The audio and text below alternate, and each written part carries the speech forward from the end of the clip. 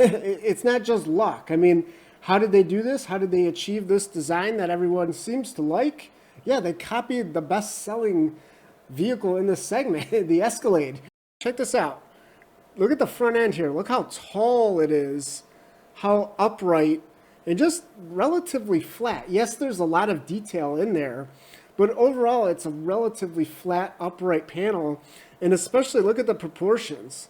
Look at how much taller that is than the actual windshield area. Right? So this is, I mean, this is like, I wouldn't be surprised to find out if that was actually the exact proportion ratio that the Escalade has. So, and then of course down the side, yeah, it's just very clean. And in fact, we'll talk about the door handles here in a second. And the new lighting signature here, yeah, you know, it's got, this is the newest trend, isn't it? Where we got the kind of the daytime running lights up high. And then, yeah, the actual headlights are down here. So there's nothing really too special about that other than that I would just say these ones are huge. I mean, these, yeah, you know, you'd be forgiven if you were mistaken these for the actual headlights. And remember, this vehicle itself is huge. So I bet, you know, I bet these lights, they're probably like a good 4 or 5 inches tall. So it's not just some little LED strip, is it? And that obviously is going to give you this really big, imposing look. And the people that want to buy something like this, that's the look that's the look they want, right? So again, that's why the Escalade has been so popular. Now, the downside of this is, yeah, I'm still not a fan of these kind of illuminated logos or badges. It's just kind of cheap and tacky to me. I don't know. Let me know what you guys think of that. But yeah, I think overall, you know, at night, yeah, this thing is gonna look really imposing. And of course, yeah, I mean, you're gonna have these lights are gonna be on as well. The side of the vehicle, as we mentioned, yeah, very clean, simple design. Of course, this being the autograph trim, there isn't even any black around the wheel wells. You know, it's just all body color. In fact, looking at the design there, it doesn't even look like there's a place for cladding. You know, it's not just that there's cladding there, but it's painted body color. No, it doesn't actually even look like there's cladding. So again, this kind of tells you, you know, who they're marketing this vehicle towards. It's not, yeah, it's not for the off-road crowd.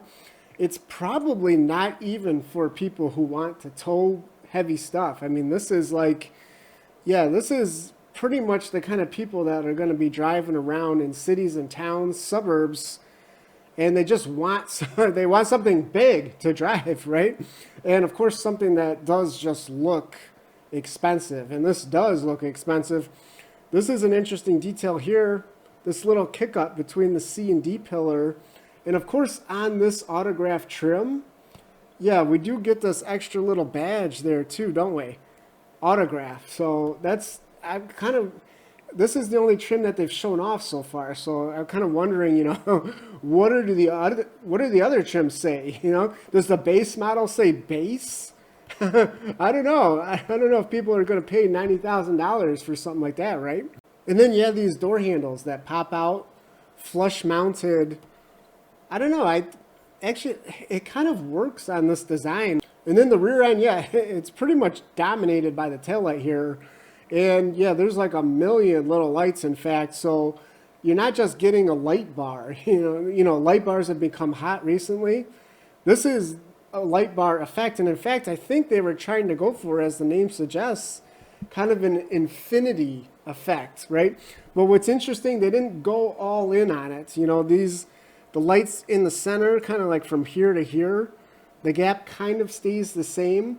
So I'm sure they probably played around with that, and they probably tried getting, you know, little lights just smaller, smaller, smaller, smaller, and it probably just looked a little too busy. You know, you're not going to mistake this for anything else out on the road, are you? And you're not going to be able to see past it either. For the interior here, yeah, there's just a lot of nice little details. The overall design, I don't see anything special here. I mean, especially since every car now, you basically get like two 12.3-inch screens, right? So, and then there is one for the climate controls as well. So no, There's no physical knobs or anything like that, but at least you have a screen that's just dedicated for it. It's just ready to go, and it's right there too.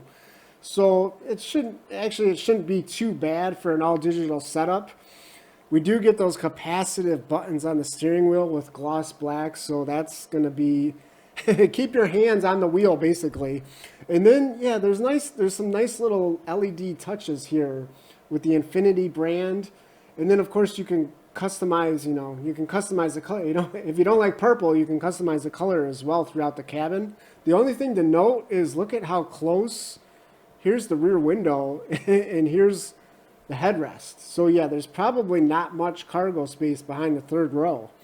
But still, if you want to put 6 people or 7 people even, it looks like in this thing, yeah, they're all going to be comfortable, aren't they? Now this, I hate this. Honestly, this looks so cheap. To me, this looks like some kind of like old vintage radio that you just got like stuck, like glued to the back of the headrest.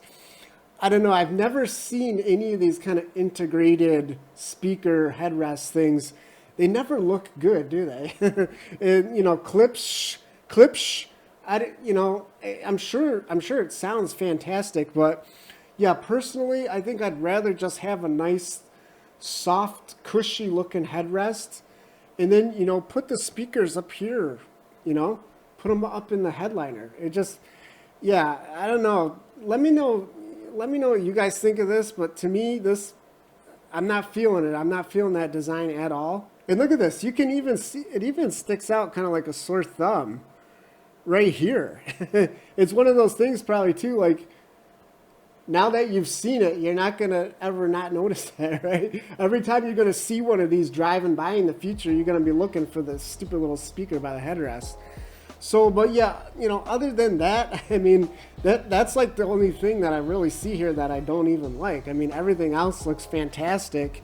So yeah, there's just, hopefully this overview was helpful or interesting somehow. And yeah, thanks for watching.